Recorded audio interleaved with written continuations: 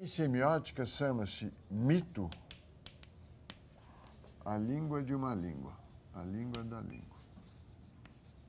Ou, se quiserem, o signo de um signo. Podemos fugir um pouco dessa definição de semiótica e entender o que é um mito de uma forma mais intuitiva. Qual o mito que nós conhecemos? O mito de Édipo, que mostra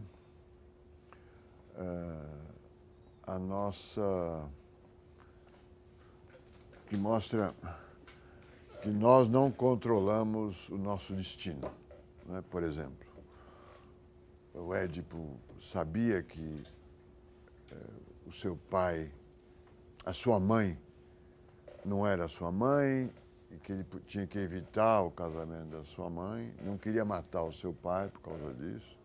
Não, ele sabia que o seu pai não era aquele pai ali.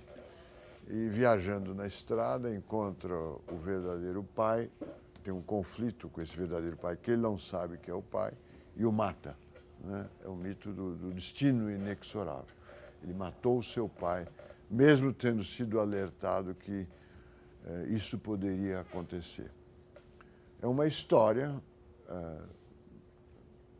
verdadeira ou não, acho que não é verdadeira, mas que organiza a visão trágica que nós temos da nossa humanidade, não é? Há outros, em termos de contos de fada, qual é o conto de fada? A Bela Adormecida, que tinha que tomar cuidado com a agulha para não ser picada pela agulha, que faria com que ela dormisse, acaba sendo picada pela agulha. Há o mito do Papai Noel, né, que as crianças, mas todos nós nos organizamos em função do Papai Noel.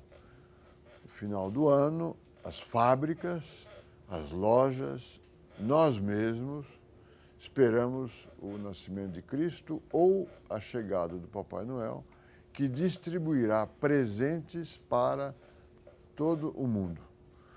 As crianças não se indagam como é que é possível que uma pessoa distribua numa determinada noite do ano presentes para todo mundo. O mito não é uma mentira, ele é uma história que organiza a nossa vida. A história pode ser impossível, do ponto de vista realista, de ser executada, mas ela organiza a nossa vida. É isso que é um mito, né? Do ponto de vista intuitivo, mas é uma história sobre uma história, uma língua sobre uma língua. Estou me lembrando de uma história sobre o Papai Noel que vocês vão me permitir contar. Quem conhece, aguarde até o fim, não estraga a história. Uma criança escreve uma carta para o Papai Noel pedindo de presente no fim do ano R$100 para comprar uma bola de futebol. E manda essa carta para o correio. É uma prática no Brasil, você mandar, o correio recebe essas cartas de Papai Noel. E alguém lá lê e não sei o que faz. Bom, esse menino mandou essa carta pedindo R$100, era um menino pobre, uma carta comovente. Os funcionários do correio fizeram uma caixinha e conseguiram juntar R$80. E mandaram os R$80 no fim do ano para a criança. A criança respondeu ao Papai Noel: muito obrigado por ter enviado o meu presente, mas, por favor, na próxima vez, não mande pelo correio, porque eu acho que eles roubaram R$20 do presente.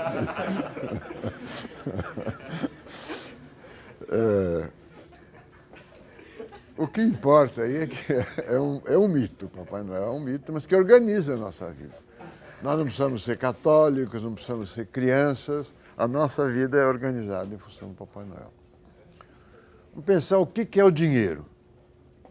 O dinheiro, primeiro eu mostrei para vocês na aula passada, é um número puro. Quer dizer, não há nada mais abstrato do que isso. Um número puro é 100. O que tem um batizado, 100 reais.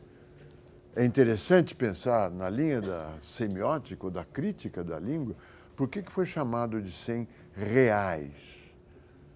Porque não é real. O real, o Brasil já teve uma moeda no passado chamada real, mas o real do passado era associado ao rei, era a moeda do rei. E na procura de um nome da nova moeda, em 1994, foi escolhido o nome real.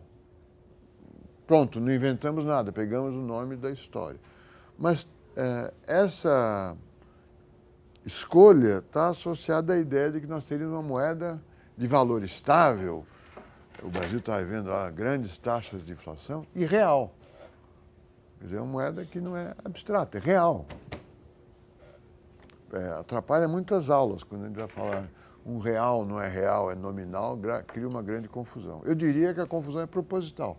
Era para estabelecer ou batizar otimisticamente uma moeda que não estaria mais sujeita à inflação que estava antes. Mas não existe em nenhum lugar do mundo um real. Quer dizer, uma coisa que eu falo, isso aqui mede um real, é um número puro, é um índice. O dólar, a palavra dólar vem de thaler. Thaler é prata em alemão. Os Estados Unidos teve um período longo de moedas, na época do padrão ouro, era bimetálico, era prata ou ouro, né? Virou o nome da moeda americana, mas não corresponde a nenhuma quantidade de metal. O sterling eu acho que está ligado à palavra prata, a moeda inglesa. Pound é peso, mas também uma lembrança da moeda ouro, da moeda metálica, da moeda mercadoria que existiu no passado. Mas nós vamos ver que mesmo no passado, quando a moeda era ouro, isso não tirava do dinheiro o seu caráter mítico. Por quê? Porque foi escolhido o ouro. Porque é raro. Antes de chegar a maioria dos alunos, eu disse, olha, o ouro é raro, mas existem muitas outras coisas raras que podiam exercer esse papel. É um mito. Mas o ouro tem um custo de produção objetivo. Eu sei quanto custa extrair uma grama de ouro da terra. Não sabe. Quer dizer, você sabe quanto custa tirar uma grama de ouro da terra hoje, em 2012. Mas o preço do ouro é muito pouco afetado pelo custo de extração do novo ouro. Por quê?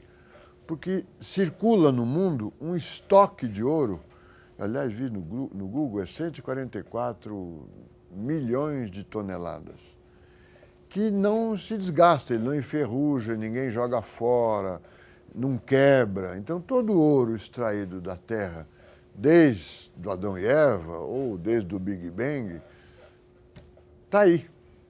O ouro novo que é produzido é muito pouco em relação ao estoque. Então, como todos os estoques, o custo de produção é irrelevante para fixar o preço de mercado. Graficamente, eu poderia mostrar isso assim, olha, aqui é a quantidade de ouro, aqui é o preço do ouro, aqui está a oferta. A oferta é muito pouco inclinada. Por quê? Isso aqui, vamos dizer que aqui é o estoque de ouro que existe, já tirado desde sempre. Esse aqui é a nova produção. Ela não muda muito o mercado. Então, a demanda de ouro, se passar de D0 para D1, aumenta o preço do ouro. Nesse mercado aqui, as expectativas dos demandantes determinam o preço e não o custo objetivo de produzir ouro. Então, o sonho dos clássicos de desmistificar o dinheiro, fazê-lo uma mercadoria como outra qualquer, é um sonho que se frustrou, porque o ouro, que seria essa mercadoria, não tem um custo objetivo de produção que se revele no mercado.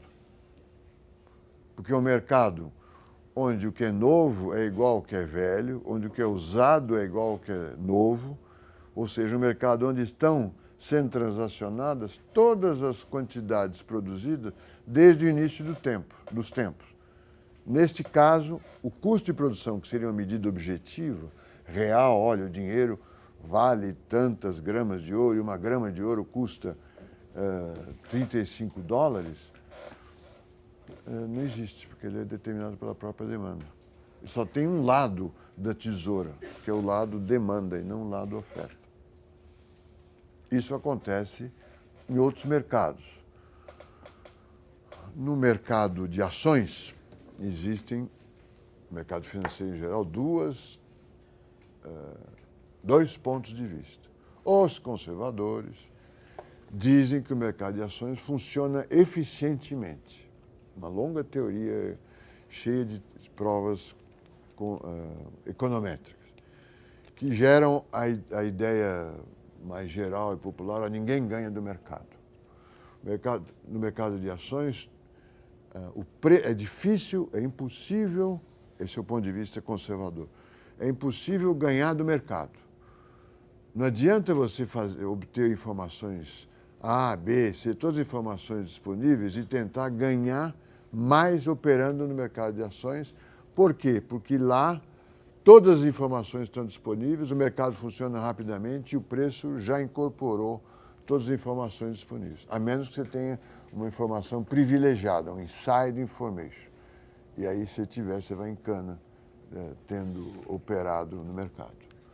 Essa é uma visão de funcionamento excelente do mercado financeiro que orienta até administradores de fundos. Há fundos cujos cotistas dizem: você não pode tentar ir contra o mercado. Você tem que comprar o índice geral. Não tente achar que você é mais sabido e pode comprar ação A e vender ação B, porque você não conseguirá. A teoria se materializou até na operação de alguns fundos. Esta é uma visão. A outra visão, a do Keynes, é que o mercado de capitais funciona muito mal. Por que ele funciona mal? Porque é um mercado que tem um estoque muito grande, a nova produção é irrelevante. Ele é um mercado que depende apenas das expectativas dos investidores. É um mercado sujeito à especulação.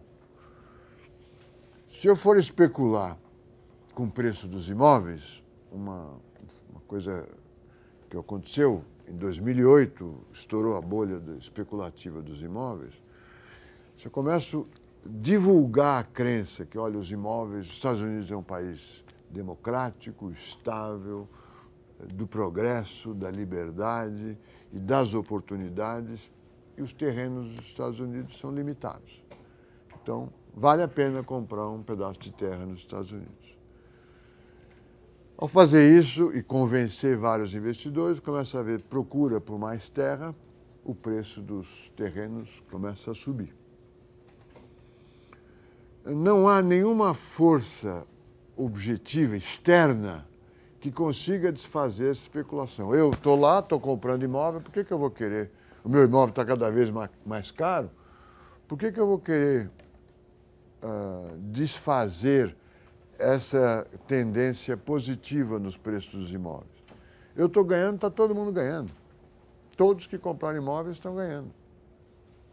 Então, é fácil ocorrer, mesma coisa nas ações, é fácil ocorrer em mercados com esta característica um processo especulativo.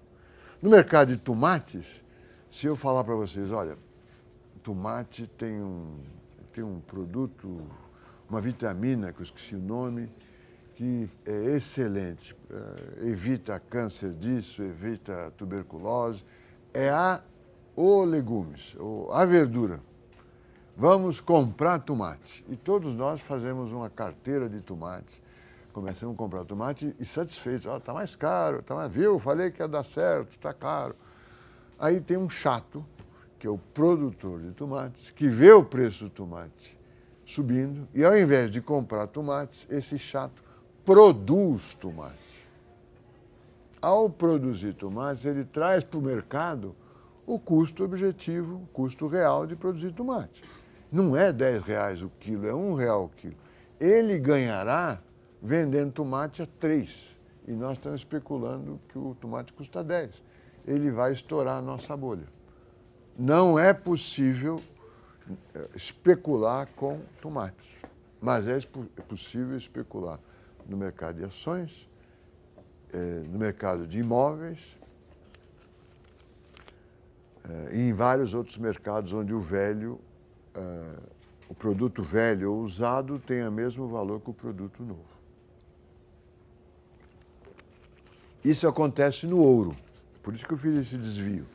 Quer dizer, o sonho dos clássicos, do Hume, de dar um valor real, um caráter de realidade a moedas, transformando a moeda em ouro, não seria o seu valor, portanto, determinado pelo imperador, pelo barão ou pelo presidente do Banco Central, seria determinado pelo custo de produção das minas de ouro. Este sonho não vira realidade. Por quê? Por causa da característica especial do ouro. E isto é reconhecido pelos economistas neoclássicos nos primeiros anos do século XX.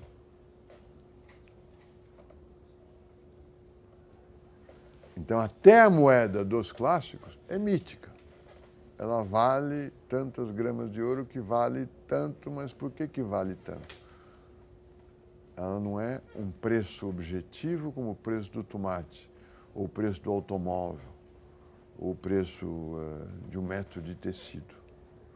Ela é um preço, quase que eu poderia dizer, é tão mítico, ou tão irreal, ou tão arbitrário, seria a palavra correta, quanto o valor da moeda numa economia, num regime de moeda fiduciária, que é o regime que nós vivemos.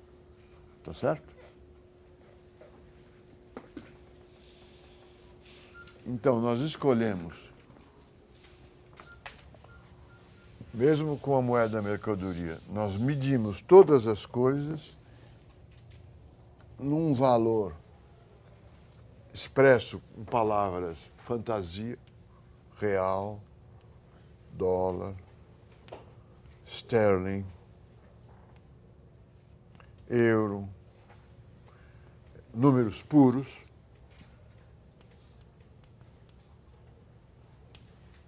que devem ter um valor estável.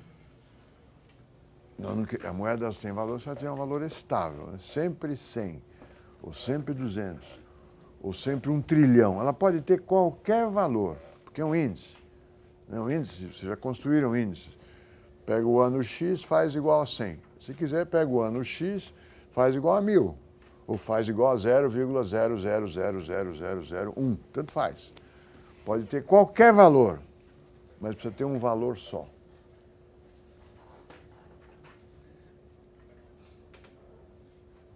É isso que nós pretendemos da moeda. Nós fazemos exigências, grandes exigências, para este número abstrato.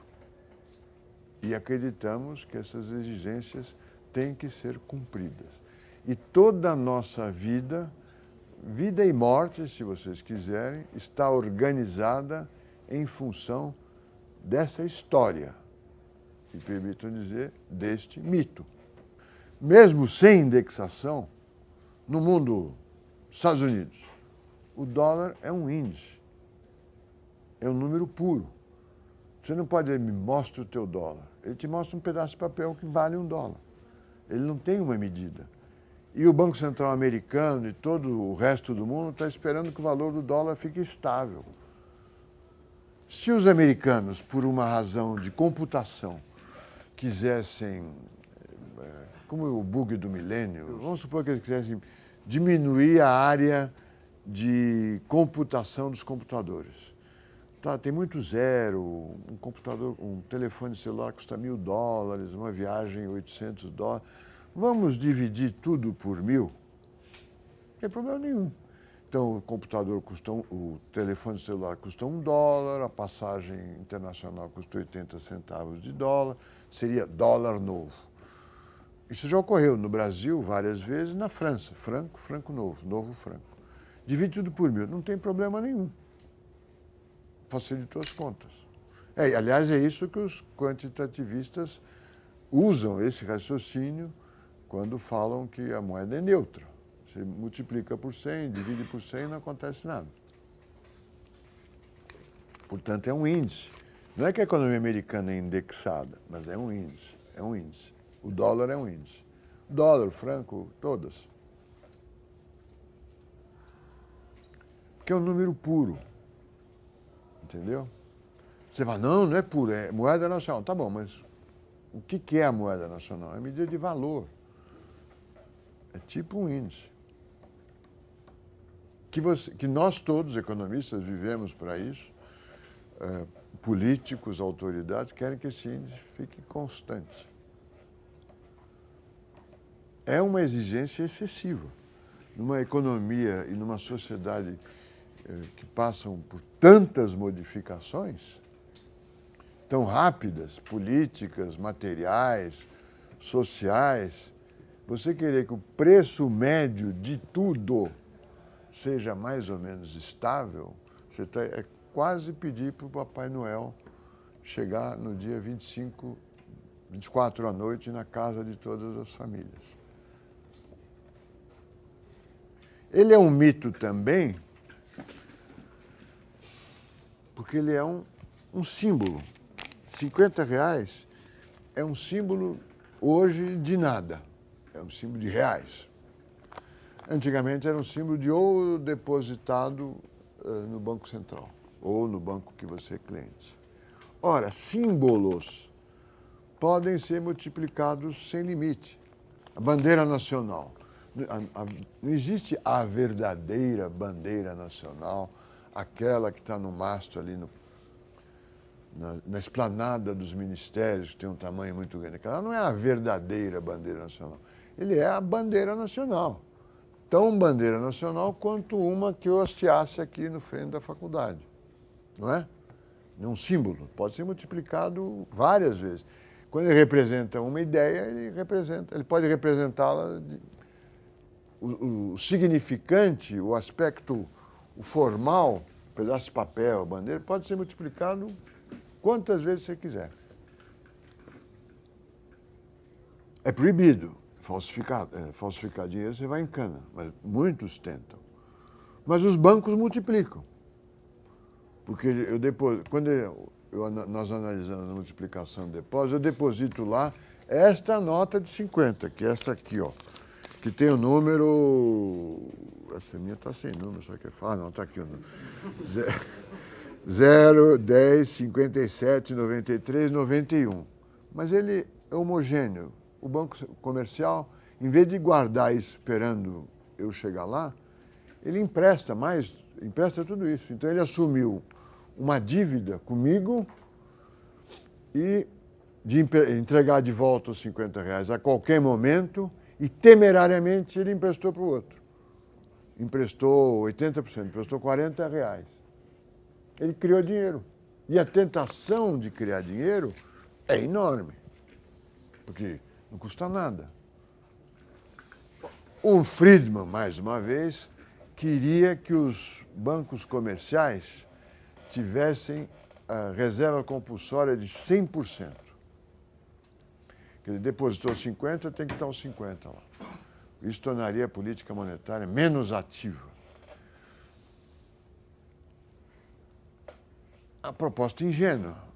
Quer dizer, então, para que vai existir um banco? Vai comprar um cofre, não um banco.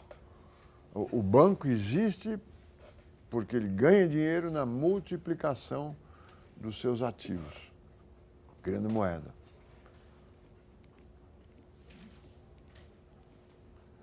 Também desse ponto de vista, ele é um mito, o dinheiro, porque ele representa escassez. Nós dizemos, dinheiro não dá em árvore. Dá. A gente diz que não dá, mas que dá. Quer dizer, com um pouquinho de criatividade, o banco ou o falsário criam dinheiro. Ele representa a escassez, mas como ele é um símbolo, um signo, um significante de valor, ele não é em si mesmo escasso. O ouro seria escasso. Mas o fato de ser escasso não quer dizer que o seu valor seja objetivo. É por isso que ele é um mito. A crise de 2008 poderia ser, a crise bancária, poderia ser apontada como o resultado, a causa última, mais importante, é um processo de criação de dinheiro descontrolado, que gerou um processo especulativo no mercado imobiliário e depois a crise do sistema bancário. Ao quebrar bancos importantes ou se criar grande desconfiança sobre o sistema bancário, a quantidade de crédito diminui, a quantidade de dinheiro diminui. Então, diferentemente do que vai ser perguntado na prova, a oferta de meios de pagamento que faz assim, assim, da mesma forma que o Tolby mostra no artigo citado na bibliografia, que a oferta de dinheiro é uma função da taxa de juros, por exemplo, ela é criada pelo setor bancário, privado. Então, ele é um representante da escassez, mas é criado sem custo real nenhum pelo governo e pelo sistema bancário. É um mito, é uma história que não casa. Não é uma mentira. É uma história que organiza algum aspecto da vida da sociedade, mas é uma história, não corresponde a fatos reais, é uma história, não história, é um conto. O Barthes vai além. Qual é a função do mito? A função do mito é tornar natural o que não é natural. A mulher menstrua, tem músculos mais fracos, está encarregada da educação dos filhos, etc, etc, etc. Cabe a ela um papel feminino, um papel secundário na sociedade e não o papel de liderança. Vivemos numa sociedade patriarcal. Essa história anterior é um mito, que foi desfeito por outro mito, de termos que ser iguais. Que é um outro mito, que talvez iguais nós não consigamos ser. Né? Na realidade não é ser igual, é ter iguais oportunidades. O dinheiro é assim também um mito, porque ele é um significado, ele é um símbolo que não é escasso, pode ser multiplicado pelos bancos, pode ser multiplicado pelos falsificadores, mas ao mesmo tempo ele tem que representar a escassez. É um índice cujo valor é arbitrário, mas tem que ser estável. E se vocês pensarem um pouco, querer que a média dos preços seja estável, da onde nós tiramos essa pretensão? Por que tem que ser estável? Bom, tem que ser estável para não, do ponto de vista dos monetaristas, para evitar o peso morto da inflação, que é uma abstração que dificilmente explica o desconforto e a crise gerada pela inflação. Aquele triangulinho que nós vimos, para os monetaristas, aquilo ali é que é o problema da inflação. Não parece razoável. Se esquecermos essa abordagem, um país que a moeda está sempre em inflação, nós sabemos que cria muitos incômodos. O preço cresce mais depressa, cresce mais devagar, mas rapidamente a inflação tende a acabar com a moeda definitivamente. Por isso que ela tem que ser estável. Mas é exigir muito. É exigir muito. É exigir que a média de tudo que é produzido vira uma média e essa aí você fica olhando todo mês se vai subir ou cair. O discurso é que se está subindo está caindo, a culpa é do governo. O governo é sempre um bode expiatório, na teoria do René Girard, né? Não só ele tem o monopólio da violência, mas sendo ele o culpado de todos os problemas da sociedade, em italiano, piove, governo ladro, quer dizer, chove, o governo é ladrão. A culpa da chuva é porque o governo é ladrão, né? A eleição do governo como bode expiatório, que é uma eleição universal, né? Pelo menos na sociedade que nós conhecemos, atribui a inflação ao excesso de emissão, à falta das reformas, tudo é culpa do governo. O governo é que tem que resolver este enigma, manter os preços estáveis. Ele cai se não mantiver. O golpe de 64, a motivação imediata era a inflação elevada. O alívio que o país sentiu com o Plano Real mostra que é importante manter o valor estável.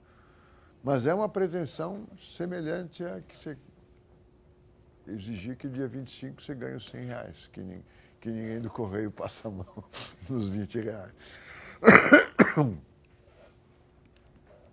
Por isso que é um mito, porque ele é um símbolo sobre o qual nós temos expectativas que têm que ser cumpridas, que não são realistas.